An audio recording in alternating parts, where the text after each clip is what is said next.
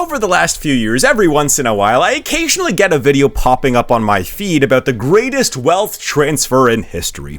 And every single one of those videos has the same premise. And I am here to tell you that they are all wrong.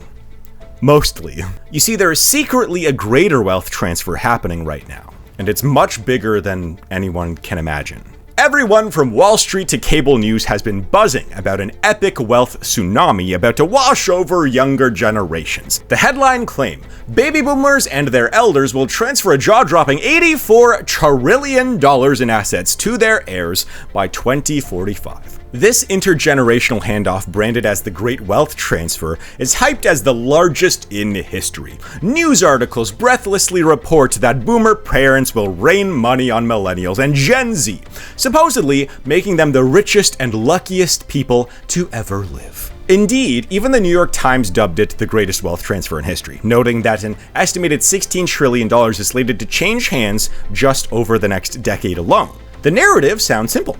Older generations hoarded wealth, and now it's finally trickling down to their kids. Cue the champagne, right everybody? But who holds this wealth? A snapshot of US household wealth by generation shows why this transfer is such a big deal.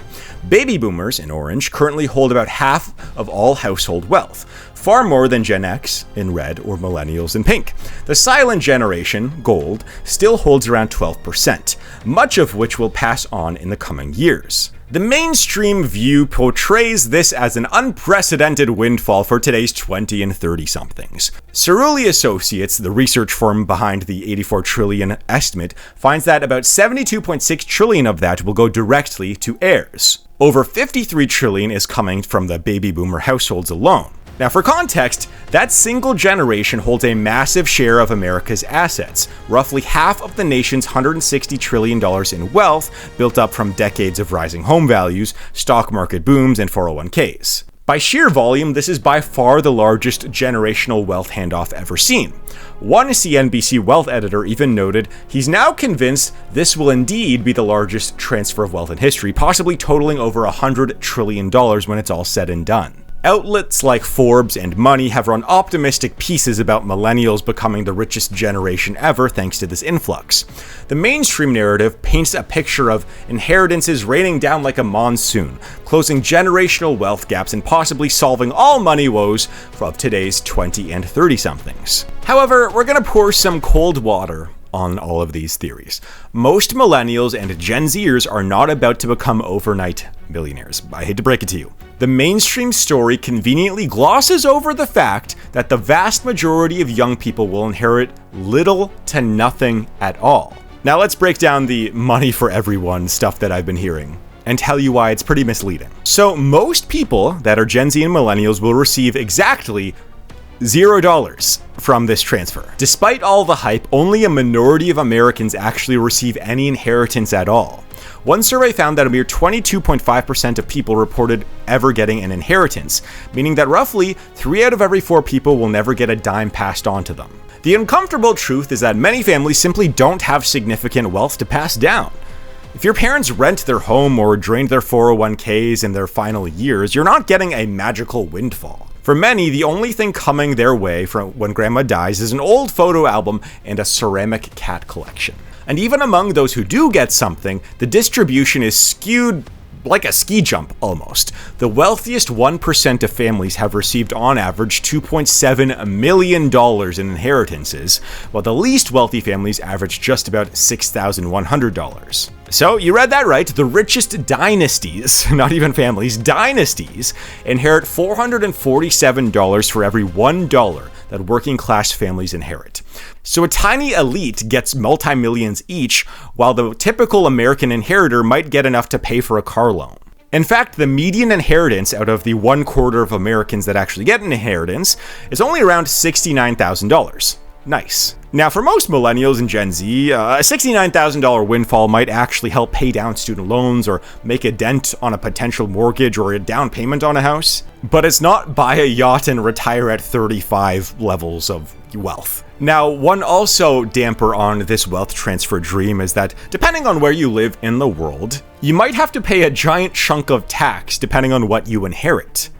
That is, if you do inherit anything. Some estates are going to owe taxes, potentially estate taxes. There's also a potential capital gains tax if you inherit some assets that you just want to sell right away. And there's also unexpected end-of-life expenses as well. These are things like medical bills, long-term care, even just old people wanting to blow all of their savings at the end of their life to just enjoy what time they have, and I can't blame them for that. Sometimes end-of-life expenses can reach $100K or more a year. So by the time it's all said and done, that millionaire boomer that was going to pass down their wealth to their kids, they might not have much left at all. But okay, let's just say that you are one of the lucky people that gets a $50,000 inheritance, okay? Congrats, but many of you also have a mountain of debt to pay off, I bet. Millennials famously shoulder huge student loans. In fact, they account for about 47% of the nation's student loan debt, with an average balance of around $35,000. Many also carry credit card debt, car loans, and increasingly expensive mortgages. By one estimate, millennials are on track to have an average total debt of $228,000 per person by the year 2030. Pretty insane. So you inherit $50,000, pay off $50,000 in lingering student loans, and poof, you're back to zero. In fact, arguably, most people that are Gen Z or millennials that do get an inheritance like that will just use it to catch up on bills or pay down debt. Lastly, here is a sobering stat for all of you out there.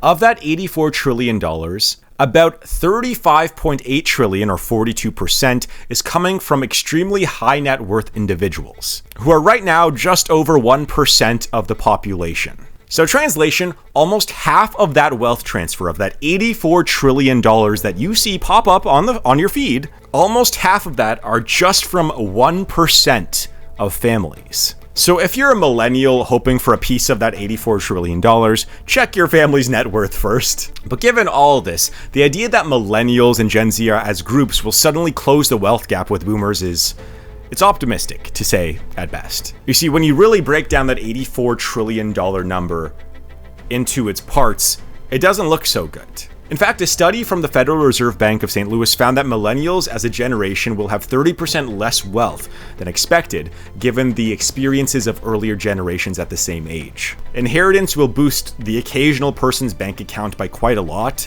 but in reality, it won't do much for most people.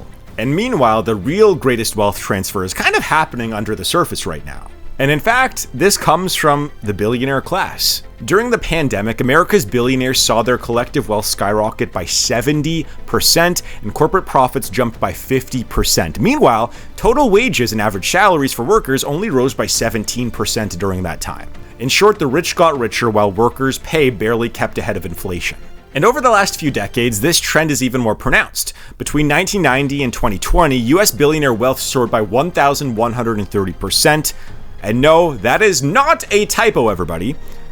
During that time, get this, median household wealth in America during that exact same period where billionaires saw their wealth improve by over 1,000%, the median household wealth in the United States improved by, let's get this, 5.4%. So the stock market booms, the tax cuts favoring capital, the globalization of corporate profits, all of that funneled money went upwards. And also, just to put this into perspective too, billionaires gained roughly 2/3 more wealth in aggregate than half of the country.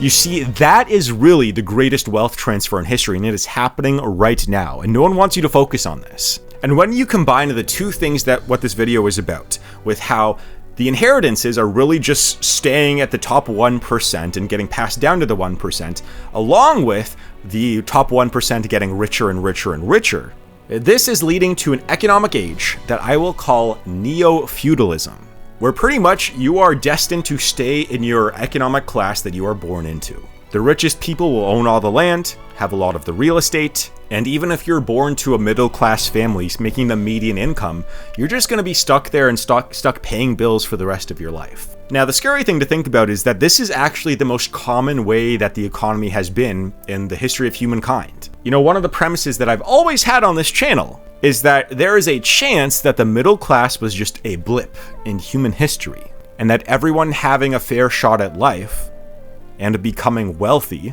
maybe that was not supposed to happen. Maybe that was just a lucky 100 years or so. But anyways, what do you think about this? Let me know in the comments down below. Do you think that we are headed for a neo-feudal future? Or do you think things could improve especially if we have another technological revolution coming, like with AI or so on. Regardless, let me know in the comments down below. Check out my YouTube Creator Academy in the link down below to learn how to make videos just like this, and click on my documentaries playlist to see more videos just like this. But for now, click on that playlist, and I'll see you guys in my next video in just a few seconds.